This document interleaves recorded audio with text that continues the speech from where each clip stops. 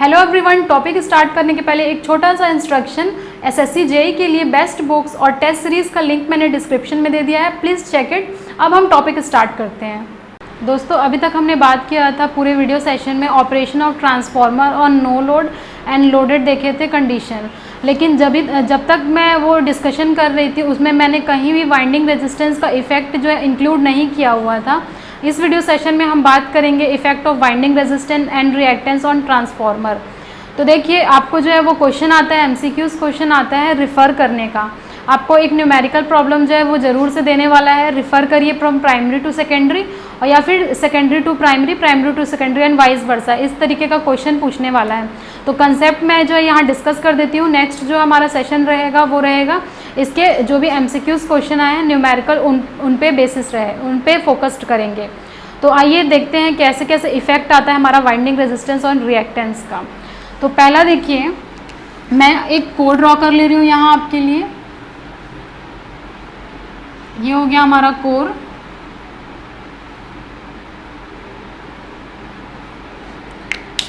Core में जो है वाइंडिंग लगा देते हैं। ये लगा दिए वाइंडिंग दोनों तरफ। अभी तक जो हमने देखा था यहाँ पर हमने कोई भी रेजिस्टेंस का इफेक्ट इंक्लूड नहीं किया था, ना ही हम सेकेंडरी तरफ कोई रेजिस्टेंस देखे थे। लेकिन यहाँ पर जो है वो स्पेसिफिकली लिखा हुआ है टॉपिक देखिए, effect of winding resistance and reactance of transformer. तो यहाँ आपको क्या करना है, एक रेजिस्टेंस लगा देना है प्राइमरी में और एक रेजिस्टेंस लगा देना है आपको सेकेंडरी में। ये हो जाएगा हमारा V1 एंड F। यहाँ पर भी हम एक रेजिस्टेंस लगा देते हैं सेकेंडरी तरफ, ये हमारा लोड हो जाएगा। नाम दे देते हैं इसको, सेकेंडरी तरफ है तो इसको आप बोल दीजिए ये R2 है। करंट ये हो जाएगा हमारा I2 एंड ये जो है वो हमारा हो जाएगा V2। यहाँ पर जो इंड्यूस्ड EMF आ रहा था वो हो जाता था E2। यहाँ हो जाएगा हमारा E1, ये हो जाएगा हमारा primary winding resistance R1 and ये जो हो जाएगा हमारा I1 हो जाएगा। तो देखिए यहाँ पर मैं जो है वो I0 को इग्नोर कर रही हूँ क्योंकि इतना ज़्यादा नहीं होता I0 कि उसको कंसिडर किया जाए। I0 को इग्नोर कर देते हैं और हमारा जो फ्लक्स था उसको मैं ले लेती हूँ 5, बिकॉज ये फ्लक्स की वजह से ही हमारा क्या होता है, EMF सेकेंडरी इंड्यूस्ड EMF आता है और E1 आता है हमारा। तो ये देखिए, ये वाइंडिंग रेजिस्टेंस को मैंने इंक्लूड कर दिया। आप यहाँ एक एक करके जो है वो टर्मिनोलॉजी को डिफाइन कर दीजिए। R1 जो है वो हमारा क्या है, प्राइमरी वाइंडिंग रेजिस्टेंस है,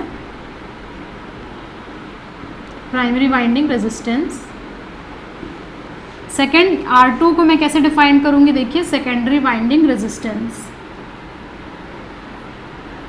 सेकेंडरी वाइंडिंग रेजिस्टेंस। अब देखिए, जहाँ पर भी अगर रेजिस्टेंस का इफेक्ट आया वहाँ पर क्या हो जाएगा, कुछ वहाँ पर लॉसेस होने वाले हैं।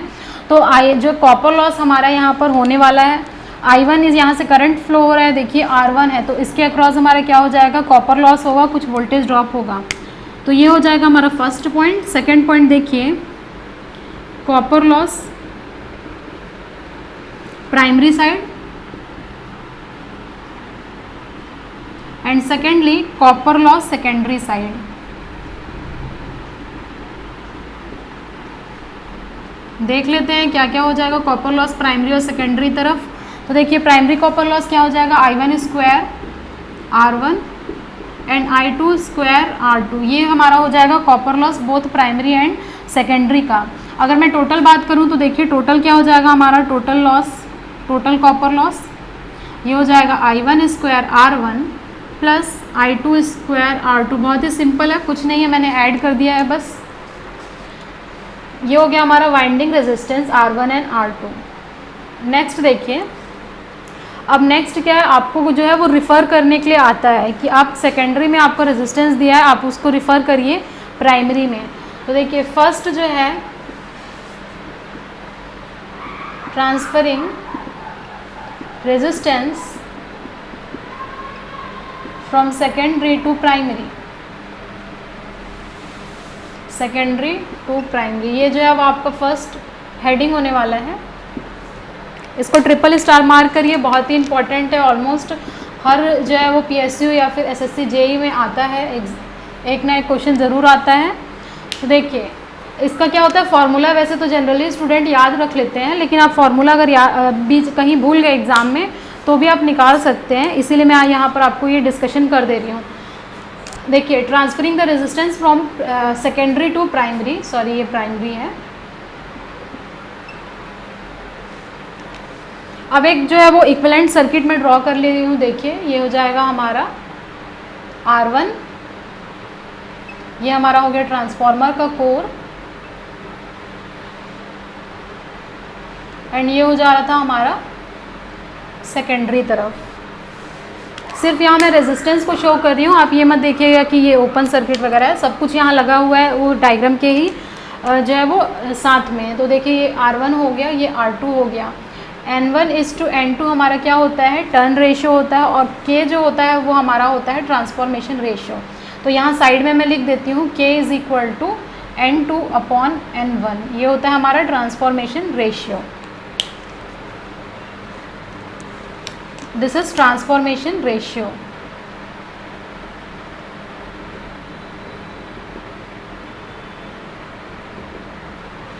ये हो गया हमारा ट्रांसफॉर्मेशन रेशियो। अब देखिए, इसी रेजिस्टेंस को हम लोगों को रिफ़र करना है प्राइमरी तरफ, फ्रॉम सेकेंडरी टू प्राइमरी।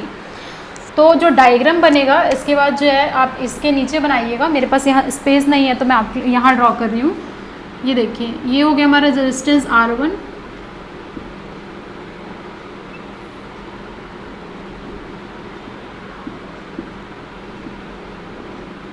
तो मैंने क्या किया, उस R2 को उठा करके मैं प्राइमरी तरफ शिफ्ट कर दी हूँ।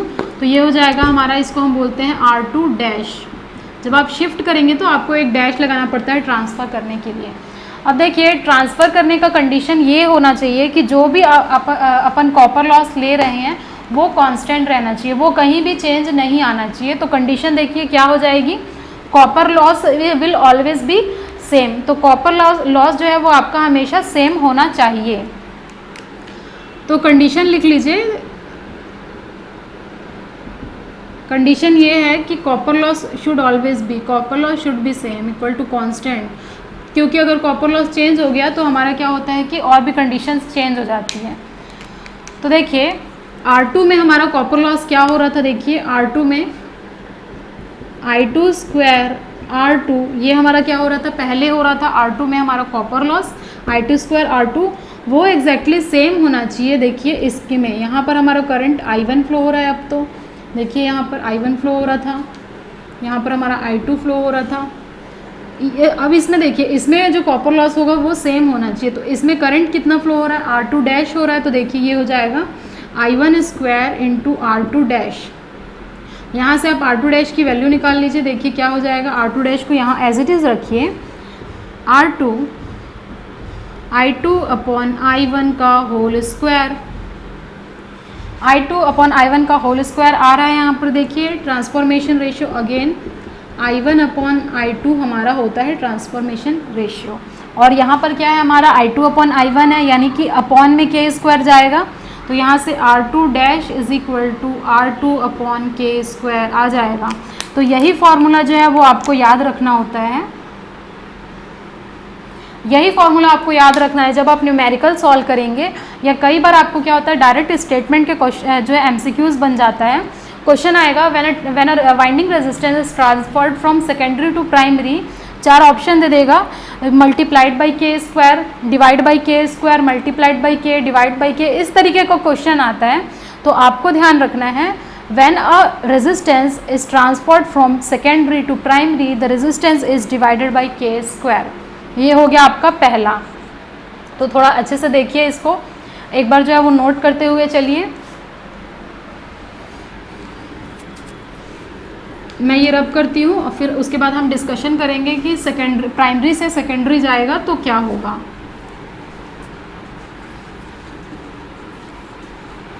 देखिए बिल्कुल सिंपल है, अच्छे से देखिए। बस आपको ये ध्यान रखना है कि आपको कॉपर लॉस को कांस्टेंट रखना है, कॉपर लॉस कहीं भी चेंज नहीं होना चाहिए। तो देखिए, अगर मैं टोटल रेजिस्टेंस की बात करूं, total resistance referred to primary, primary तरफ अगर आप रिफ़र कर रहे हैं, फ्रॉम सेकेंडरी भी लिख लीजिए बेटर अंडरस्टैंडिंग के लिए। तो ये हो जाएगा, इसको हम बोलते हैं R01 = R1 तो हमारा पहले से ही था, R2 एक एक्स्ट्रा आ गया है, तो ये हो जाएगा R1 प्लस R2 डैश, और इसी R2 डैश की वैल्यू आप यहाँ से रख दीजिए, तो ये हो जाएगा देखिए R1 प्लस R2 अपॉन के स्क्वायर। ये हो गया आपका total resistance from secondary to primary. ये हो गया, बहुत स्टार मार्क कर लीजिए, बहुत ही इंपॉर्टेंट है आपके लिए। फर्स्ट हमने देख लिया, सेकंड देख लेते हैं। सेकंड हेडिंग डालिए आप, transferring resistance from primary to secondary. अब आपको जस्ट ऑपोजिट करना है, प्राइमरी टू सेकेंडरी आपको जाना है। ये हो जाएगा हेडिंग। एक बार कोशिश करिए, सही आ रहा है कि गलत देखिए, फिर मैं आपको यहाँ एक्सप्लेन करती हूँ। एक बार वीडियो को पॉज करिए और अपने से कैलकुलेट करने की कोशिश करिए।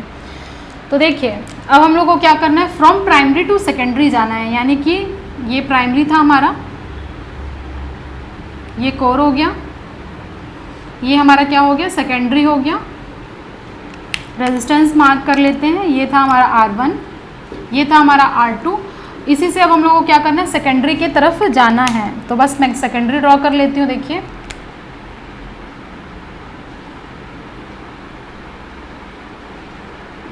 ये हो गया कोर, यहाँ पर जो करंट था वो I2 था, यहाँ पर जो करंट था वो प्राइमरी में I1 करंट फ्लो हो रहा था।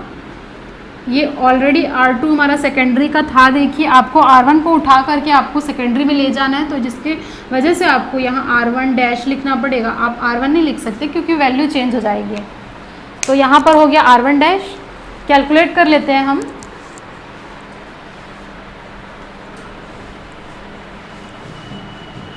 इसमें भी सेम कंडीशन रहेगी, जब भी आप ट्रांसफ़र करेंगे प्राइमरी से सेकेंडरी से तक, तो आपको क्या होना चाहिए, copper loss remain constant, otherwise parameter will change.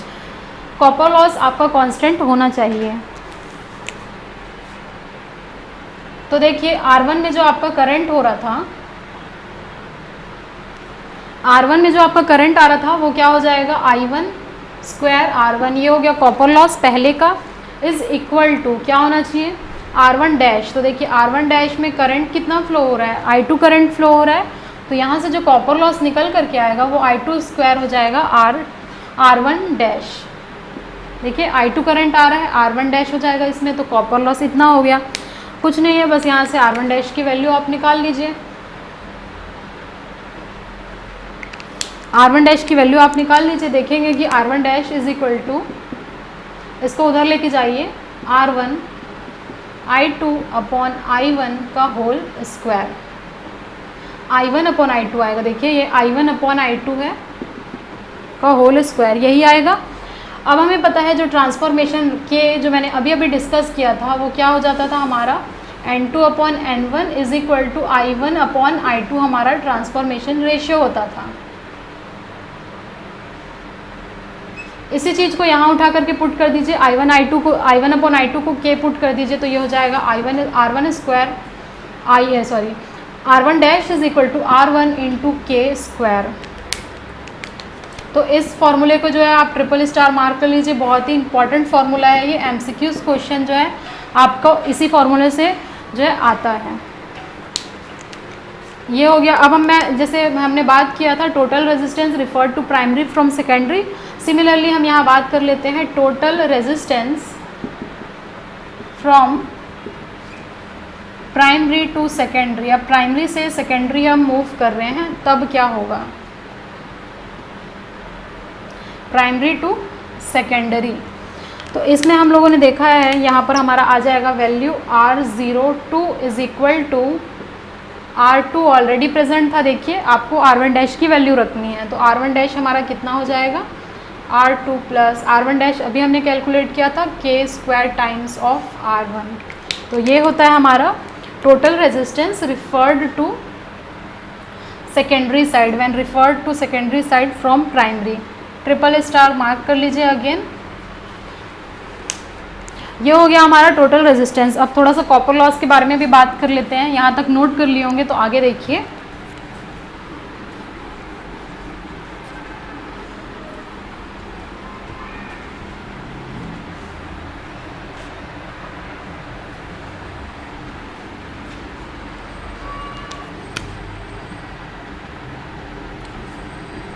total copper loss in primary side। तो ये कितना आया था, I1 स्क्वायर इंटू R01, क्योंकि हमने R01 देखा था। सेकेंड टोटल कॉपर लॉस ये हो जाएगा सेकेंडरी तरफ। तो सेकेंडरी तरफ देख रहे थे आप कितना हो जा रहा था, I2 square R02, I2 square R02, ये हो जाएगा टोटल कॉपर लॉस। तो देखिए एक और जो है इम्पॉर्टेंट हो जाता है, per unit resistance drop. Per unit resistance drop, तो ये हो जाता है जो भी ड्रॉप होगा प्राइमरी साइड का, तो हम एक बार प्राइमरी ले लेंगे, तो ये हो जाएगा primary side voltage drop divided by induced EMF. Primary side का वोल्टेज ड्रॉप कितना है, देखिए वोल्टेज ड्रॉप मतलब V और I और R का प्रोडक्ट, तो ये हो जाएगा I1 into R1 upon E1। Similarly अगर सेकेंडरी तरफ का देखूं तो ये हो जाएगा secondary voltage drop upon induced EMF. तो देखिए ये हो जाएगा सेकेंडरी तरफ का हमारा करंट कितना हो रहा था, I2 square R2 upon E2। तो देखिए जो भी पर यूनिट वोल्टेज ड्रॉप है वो क्या होता है, हमेशा सेम होता है, ये बात आपको ध्यान रखना है। पर यूनिट कभी वैल्यू चेंज नहीं होती है जब भी आप रिफ़र करेंगे प्राइमरी से सेकेंडरी या फिर सेकेंडरी से primary, per unit value will always be remain same. Per unit resistance in primary will always be equal to per unit resistance in secondary। यानी कि अगर आप रिफ़र भी कर रहे हैं प्राइमरी से सेकेंडरी या सेकेंडरी से प्राइमरी, तो आपकी जो पर यूनिट वैल्यू है वो कभी सेम नहीं रहेगी। अगर 5% आपको दिया हुआ है या 0.05 दिया हुआ है पर यूनिट प्राइमरी तरफ, तो सेकेंडरी तरफ भी उतना ही होने वाला है। ये जो है इसको भी स्टार मार्क कर लीजिए, इंपॉर्टेंट है बहुत ज़्यादा। डायरेक्टली क्वेश्चन आता है, पर यूनिट दे देगा रहेगा पर, और सेकेंडरी में आपको पूछने वाला है। ये पूरा हो गया डिस्कशन देखिए रेजिस्टेंस का। अब जो है वो देखिए नोट पॉइंट आप लिख लीजिए, रिएक्टेंस के लिए भी जो है वो सेम होता है। अगेन ये डेरिवेशन होता है, लेकिन डेरिवेशन जो है आपका जो इतना ज़्यादा इम्पॉर्टेंट नहीं है। जो फाइनल कंक्लूजन है वो मैं लिख देती हूँ। कंक्लूजन ये है कि reactance when referred from secondary to primary, तो सेम रेजिस्टेंस का जब आप देख रहे थे सेकेंडरी से प्राइमरी, जब आप क्या कर रहे थे रिफ़र कर रहे थे, तो जो भी आपकी वैल्यू आ रही थी वो क्या हो जा रही थी, देखिए x1 इज इक्वल टू, या फिर मैं टोटल लिख लेती हूँ, x01 is equal to x1 plus x2 dash आ रहा था is equal to x1 plus x2 upon k square. ये हो गया। तो इसमें भी आप ध्यान रखिएगा रेजिस्टेंस और रिएक्टेंस में दोनों ही में यहाँ पर अपॉन k स्क्वायर आता है, और जब आप टोटल यहाँ टोटल लगा लीजिए, total reactance when referred from primary to secondary, तो यहाँ पर ये हो जाएगा x02 is equal to x2 plus x1 dash, और x1 डैश की value x2 plus x1 into K square. तो ये जो है वो ध्यान रखना है, ये दोनों ही फॉर्मूला। ये हो जाएगा, ये हो गया हमारा पूरा discussion effect of winding resistance and reactance of transformer. तो देखा हमने कैसे रिफ़र कर रहे थे, फॉर्मूला जो है आप ध्यान रखिएगा अच्छे से। Thank you everyone for watching this video till end. If you like this video, share with your friends and subscribe this channel. Don't forget to press the bell icon button to get further updates. और अगर आप हमारे Telegram channel से जुड़ना चाहते हैं तो उसका भी लिंक मैंने डिस्क्रिप्शन और फर्स्ट कमेंट में दे दिया है, please check it. SSC JEE के लिए बेस्ट बुक्स और टेस्ट सीरीज़ का भी लिंक मैंने डिस्क्रिप्शन में दे दिया है। Thank you very much, see you soon in the next video.